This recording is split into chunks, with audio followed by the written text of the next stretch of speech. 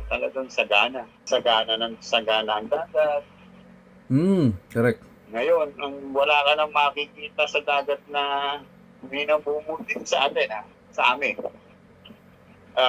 Kasi sa alat, talagang maalaga ang mga tao dyan. Dito sa amin, wala. Talagang ang mga halaman ngayon, wala kang makikita halaman ngayon sa dagat. Yung mga tinatawag na tigman, sintasan, kung tawagin. Kasi nga, totoo lang, medyo pollution na. Hindi na masyadong makahinga ang dagat. Puno na siya ng basura. Basura, yun nga. Kailangan talagang palalimin para bumalik sa dati. Bira ka na lang makaano ng ano ngayon. Hindi tulad nung araw, kasi yung napindan na tinatawag na napindan, sinarado yun. Yung napindan, pumapasok ang alat ba kung tawagin. O kung tawagin ni Tapsing. Lalim. Lalim ng Tagalog.